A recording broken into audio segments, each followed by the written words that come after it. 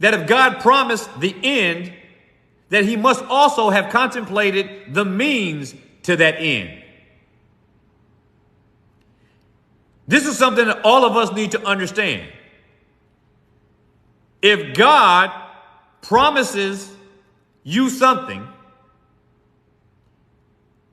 that is going to happen to you, that you know is a good thing for you, and he told you so,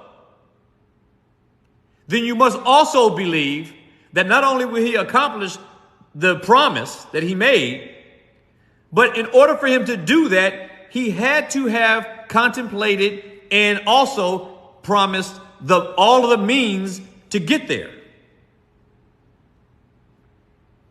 So Sarah came up with her master plan. She came up with her master plan. Her master plan was that she wanted to have her handmaid, her servant, her Egyptian servant, Hagar,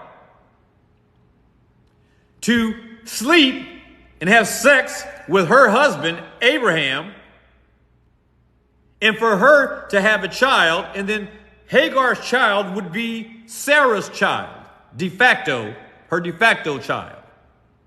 And that it would be from this child that the blessings can now be made that God has promised. This is the situation.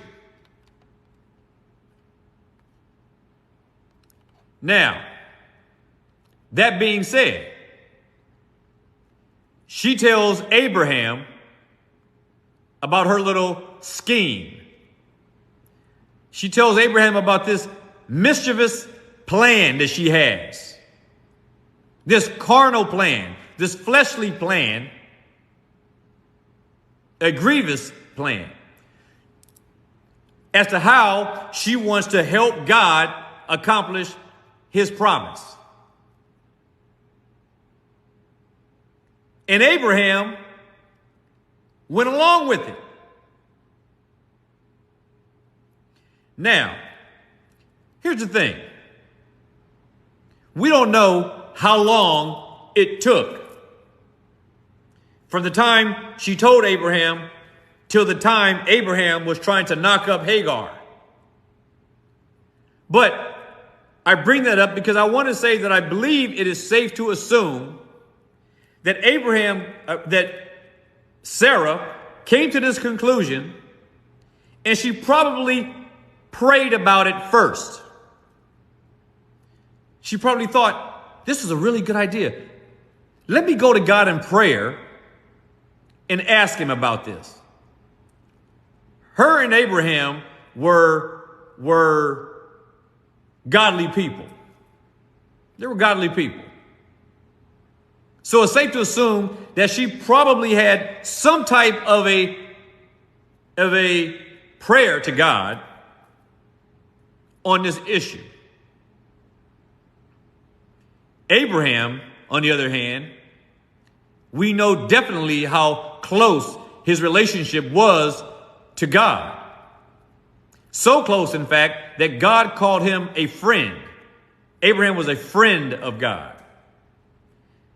And that they could commune together, and God could be open with Abraham about his plans as he was with this promise. So we can assume that when Sarah came to Abraham with this plan, this master plan, for God to be able to fulfill his promise, Abraham probably sat back for a second and said, I'm going to pray about this. And I'm sure that his prayer, he probably got his answer pretty fast.